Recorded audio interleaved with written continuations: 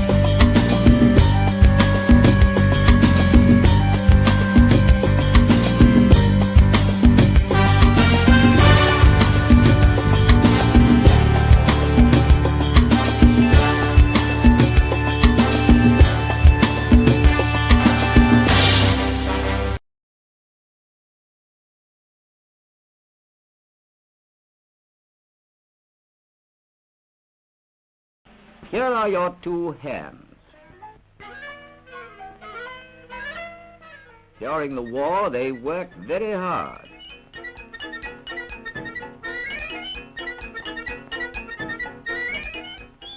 And now they're tired. And they're tired of this, too. Shortages still. To put an end to them, we must produce the goods. Steady production now will buy our imports of food and raw materials and fill the shops again with the things we all want. Output will do it.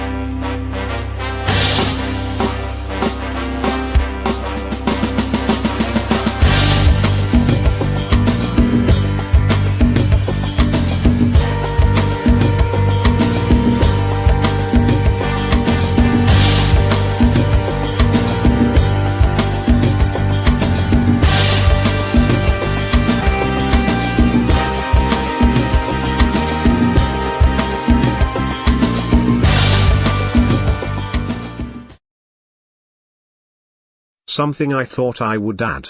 If you closely examine the structure of this video, the aspects of the issues covered answer perspectives I have come to question here recently. As I have said before, I do not read the Bible as I am not welcome in God's house or his objects that are blessed. They bring me discomfort. Just holding the Bible when I did read it some 20 years ago left my fingertips feeling as though it was fresh skin that had just healed over a burned wound, soft and not coarse or rough like most skin. These perspectives were handed down to me by a mix of hosts, some of heaven, some of spirit, some were conclusions I came to myself, but none of this was done falsely or with false intent. Another perspective I wish to add, that this Lucifer angelic being may be the deceptions of my doppelganger Samael. Either way, if it is my angelic aspect that is behind this, then he should not work against himself. Then again, maybe that is why I'm being led to this understanding. On one side of the coin he could see me as the aspect of his fall from heaven, for I can contradict every angle he displays, sift through his lies and see through his illusions. On another point I could be seen as his replacement in heaven, for my virtue is more profound than his, my faith in God is stronger than his, Yet I still possess the anger and contempt that can overwhelm me towards the desire for vengeance, and I am perfect in all my ways that pertain to him and his persona, just as he. So I could be seen as the living judgment of God, casting him down and his place no longer being found in heaven because he's been replaced, with me. A legend being replaced by a living testimony, but no, these answers only lead to more questions, so they cannot be the right path. Now this is a Chinese finger trap we have gotten ourselves into. Now on to the project. God. What aspects of creation can we notice an artist's mark to be evident in? Well, we have humanity and the qualities about us that he specifically designed for us and no other species, especially the contradictive ones, such as sex, free will, disobedience, shame, vanity, disloyalty, murder, idolatry, opulence, tyrannical control issues. We'll start with those. Now what I am doing is taking and extracting the personality traits from within God's design so we can piece together characteristics of an identity. First we have his antisocial commands that hide his identity from the information provided. It is based on protecting creation from falling victim to being controlled by third-party forces.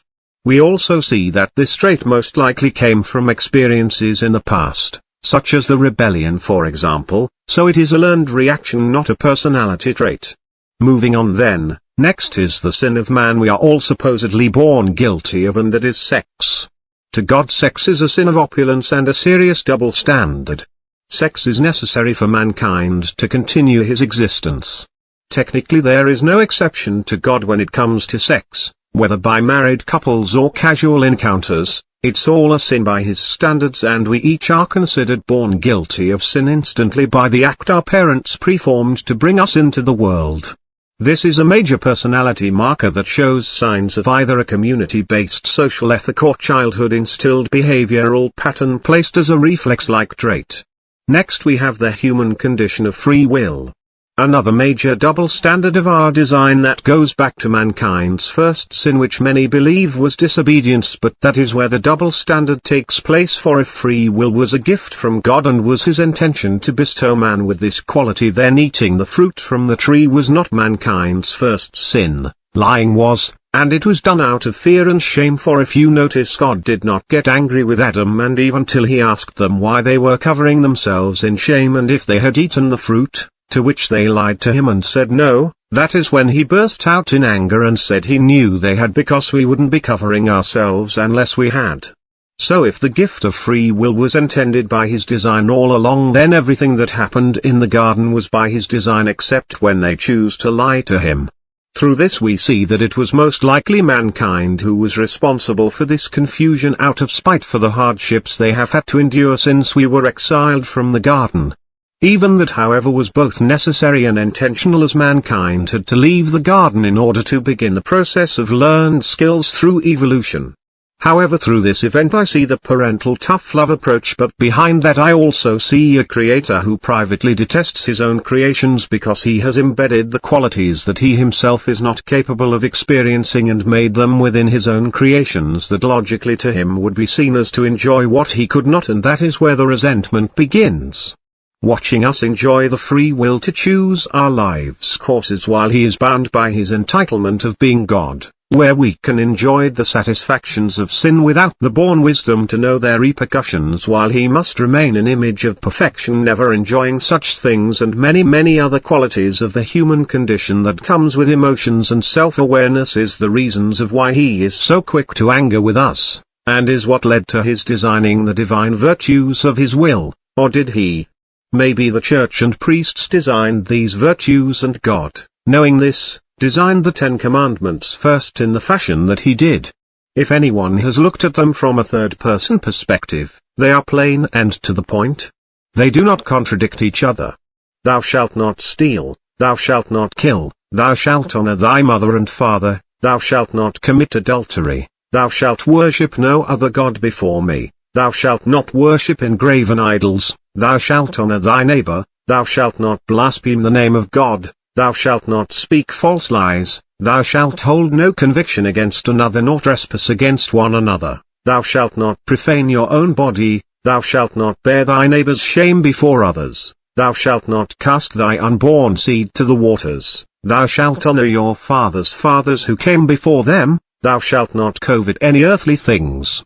These are the commandments of God, and as you can see they do not contradict each other as the divine virtues do, but then again I guess that is the missed meaning that divides them.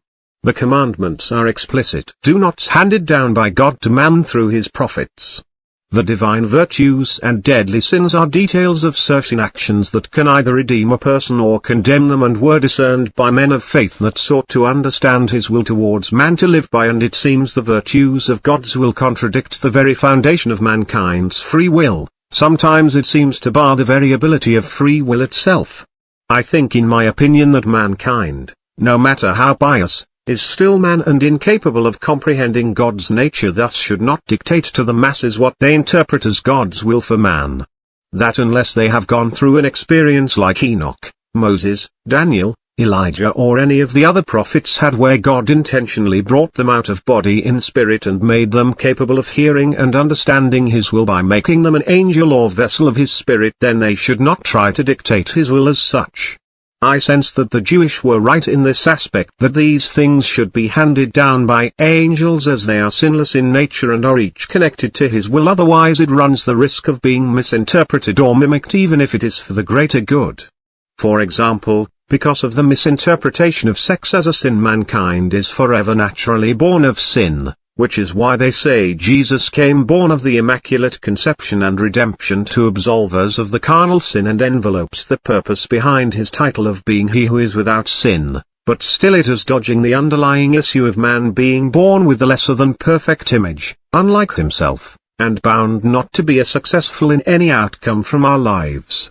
Take all this and piecing it together, we see an antisocial setting of lifelong suppression due to being considered a social outcast by most he has encountered, but this trait is not something that anyone has ever challenged, because he still sees himself as the icon of perfection and it is everyone else around him that is wrong, but he stayed silent about this opinion, otherwise he would not see himself as perfect.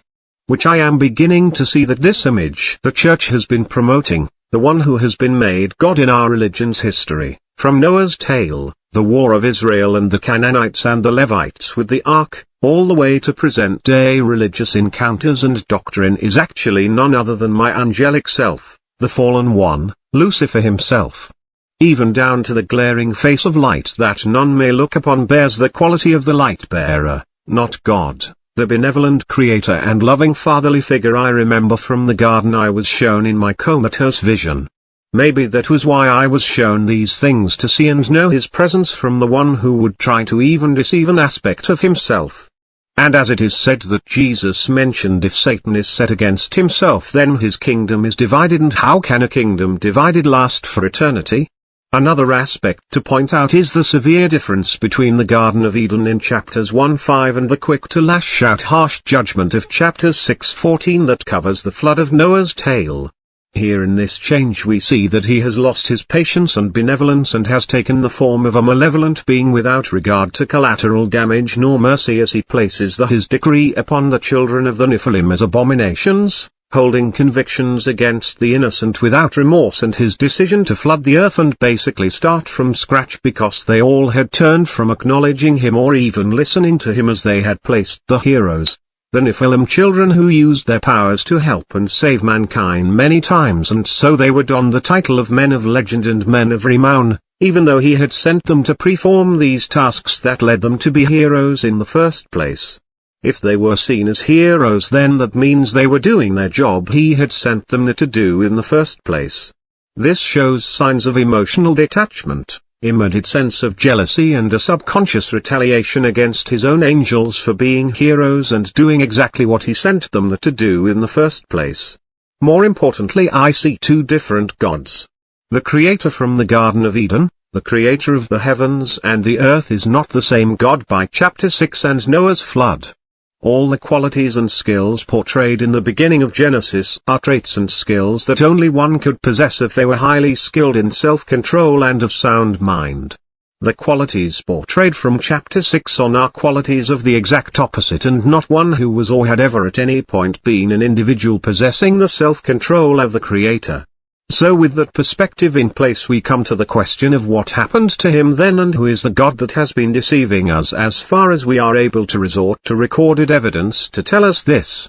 I surmise, considering how it abruptly stops in recorded structure and totally changes between chapter 5 to 6, that the first 5 chapters were transcribed from a recorded tablet that portrayed the Creator and creation's origin, since it's so short, and even this tablet was an abridged version of what transpired. But after chapter 5 something I think happened to the ones transcribing the tablet which would account for the change in character. And whoever did transcribe the rest of this had deep resentments towards God, which is obvious by their displayed explanation of his character and how things occurred. The first 5 chapters display a character that was experienced, controlled and seemingly almost automated in his actions and responses, but he also displayed the benevolence and love of a parent that he kept well concealed, not allowing it to interfere with his decisions and actions. I would suggest the Catholics should try asking their patron guardians that show not only their aspects of being fallen angels but also to be possessing some innate power and authority that has been divided between them, that suggests they are holding the property last known to be that of God's position. So if anyone would know the answer to these questions, would be them. So let us ask the Lucifer they depicted to cover their crimes, that I'm sensing I have been selected to bear the title for that guilt to be paid and absolve them of their sin, just as they had convinced Christ to do for the benefit of mankind. One last point I should add is a reminder that it says that God had sentenced the other fallen angels to walk the earth without corporeal bodies until the end of the earth, and even then they must sit outside the gates of heaven until Judgment Day, making it very likely that this is who has revealed themselves to the church this entire time.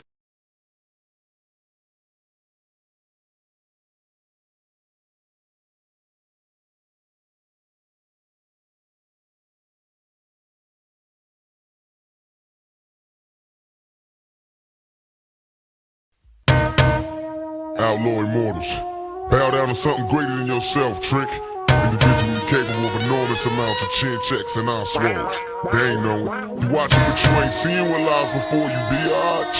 Picture, if you will, 7 deadly human beings blessed with the gift of speech, the power to reach each nigga on every street. May the Heavenly Father look down and be proud of what transpired since the day the seed was planted. The G grew, but we knew we have a click. Smoked out, lumped out, all in the shit. It's me and my dogs living like hogs. Outlaw immortals. What followed is the story. What preceded was the clue. Lives taken with fiction.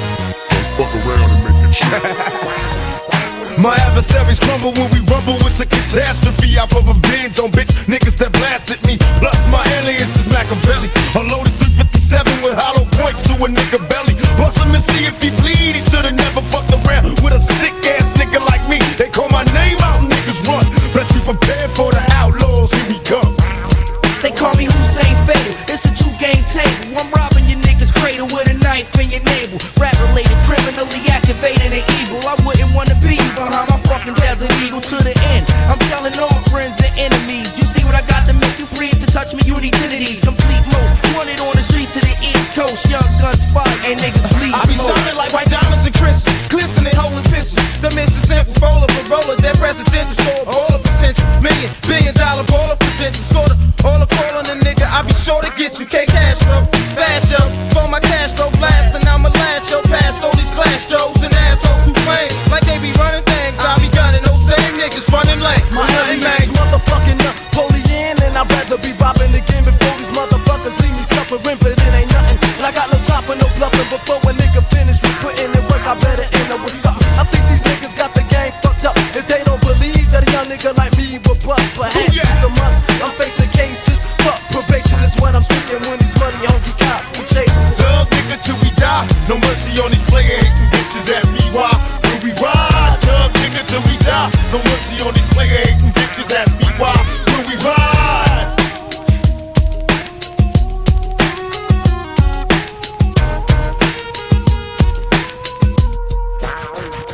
It's the Imperial serial killer, alias Mussolini, mentally unstable G status, so you can't see me. Drug warlord, riding Concord jets, rag vests, shaking bitches and snitches and dripping on sets. Eager wise banger, keeping one in the chamber for the anger that I build inside. When it's time to ride, suicidal thoughts lurking, working no end to revenge. Fuck any, my alias Mussolini.